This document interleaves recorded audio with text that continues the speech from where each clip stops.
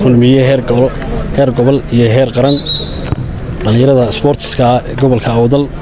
khaasatan magaalada Boorama iyo mas'uuliyiinta kale ee ka mid yahay Khalid Gurmad xoghayaha gobolka dhammaantii waxaad ku salaamaysaa salaanta islaamka assalaamu calaykum waraxmatullaahi wabarakaatuh bacda salaan waxaynu joognaa waa munaasabad weyn oo qiimo leh waxaynu ku xusaynaa Allah u naxariistay Sheekh Suldaan Sheekh Muuse Jaamac Wadaad oo ahaa runtii sayd hore loo carbaabay dadkii Soomaaliland ka soo qayb qaatay nabadeynteedii iyo qarannimadeediiba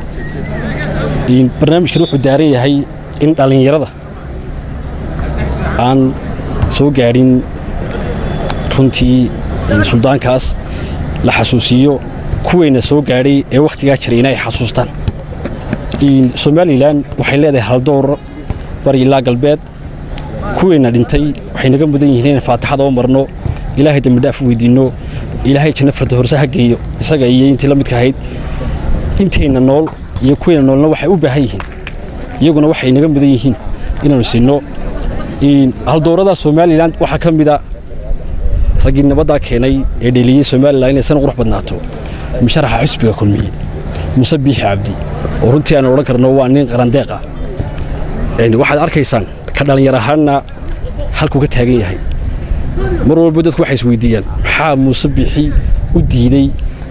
dadkii waaweynaa ee reer Soomaaliland nin weyno soo shaqeynay ilaa tii siyaad bare ilaa tii cigaal iyo tii riyaale iyo tii siraayo dalkan waxba ugu mahrin intii uu keeni karay way dhamaatay intii uu keeni karay uu keenay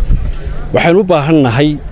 waxa weeye waa xuduudda joogta iyo resource-ka dalkeena yaalla ee ah dhalinyarada iyo aqoon-yahanka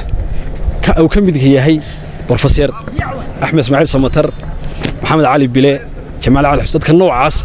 iyo dhalinyarada xoogga ah ee dalka joogta in la isku beego run ahaantii fikirku aaminsan yahay musharaxa xisbiga kulmiye ayaa ka ah marka nin kasta oo duqaya amba da'ahi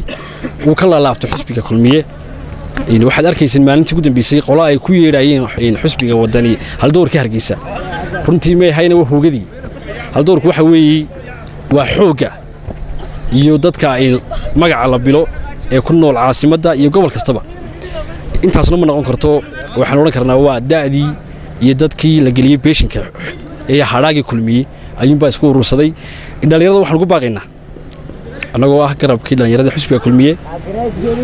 waxaan wada ognahay xisbiga kulmiye wuxuu haystaa aqlabiyada Soomaaliland codkeeda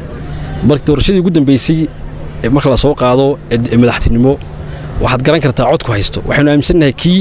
mid ka badan maanta inuu haysto cid uu haystana waa dhalinyarada waxaynu doonaynaa dhalinyarada Soomaaliland ee ku nool gobolada Soomaaliland oo dhamaantood waxaynu doonaynaa inaynu ku muujino xuduudeena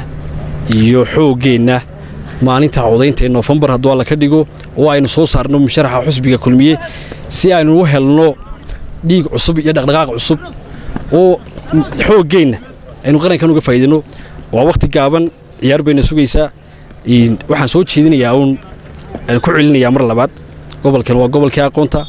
waa gobolkii xadaaradda waa gobolkii nabadda waxaanu rajaynaynaa inuu u noqdo hoggaan iyo horgale cod bixinta iyo guusha kulmiye. Assalaamu calaykum waraxmatullaahi wabarakaatuh.